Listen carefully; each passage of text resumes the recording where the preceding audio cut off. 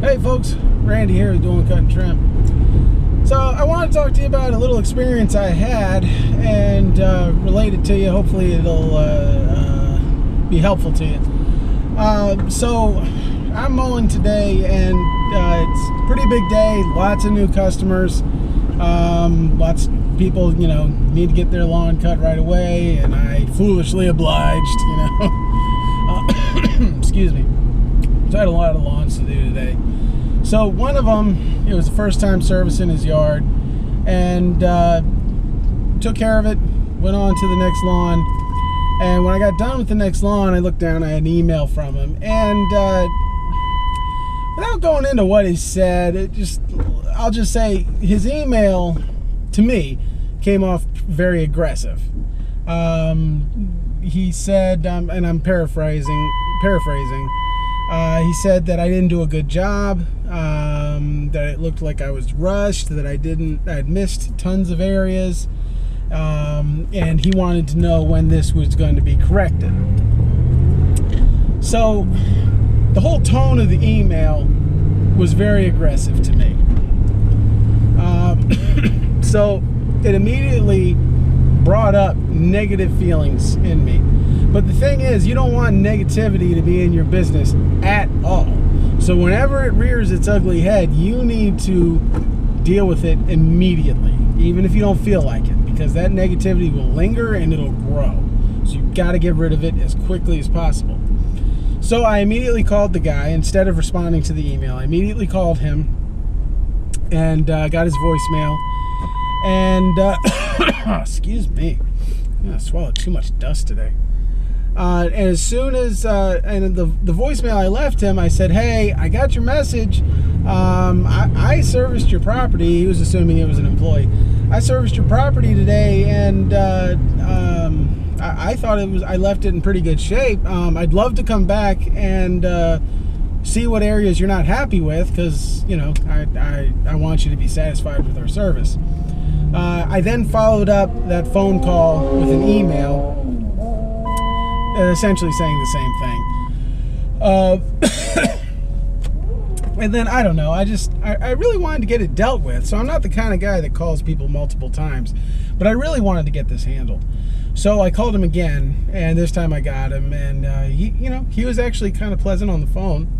And so I said, I'd love to come by. He said that's fine, and so I drove over there. And by the time I got there and actually talked to him, he wasn't upset at all. Basically, the only real issue that was at play was I had mistaken his property line, and I'd cut, I'd say, probably about 6 feet inside his property line.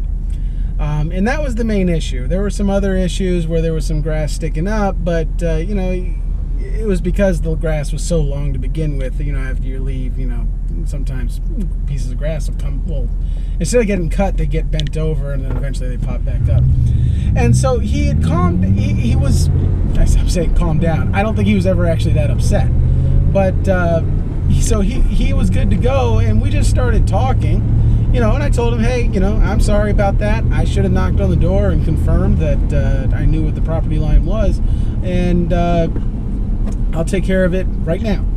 But before I took care of it, he and I just started talking, and he started telling me about the business that he works in. He's a supervisor, and he started talking to me about there's different landscape needs that they have to have addressed, and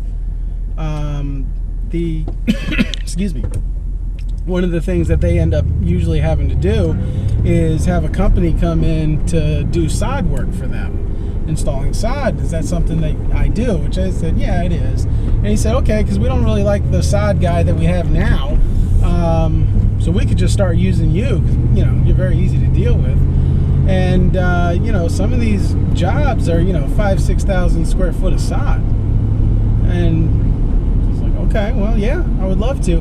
But, the thing is, my point in telling you that story is, if I had responded to what I perceived to be anger, and I had responded in kind with my own anger, that conversation would never have happened. We'll see. People, things happen, and you know, people mean well.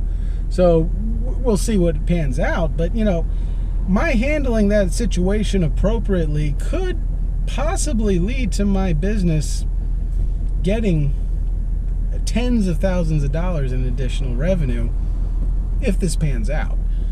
So, and you know, it might not, it may, it might not, I don't know, we'll see. But the point is, it would not have panned out at all if I had responded to the perceived negativity with negativity of my own. So whenever you're in a situation where you are perceiving negativity, and your perception may be correct, but it might not be. So whenever you're in that situation, do not meet negativity with negativity. Meet it with positivity and turn that thing around, because you don't know where it could lead, you know? I mean, if I had responded to him in a negative way, I definitely would have lost his account. And it's a $500-600 a year account.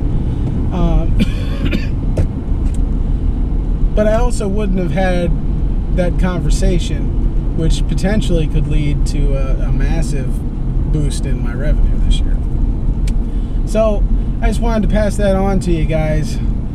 Don't allow negativity to invade your thinking or your business. And whenever you perceive it coming in, deal with it immediately. The results are really going to be worth it. So I hope that was helpful to you. I'll talk to you later.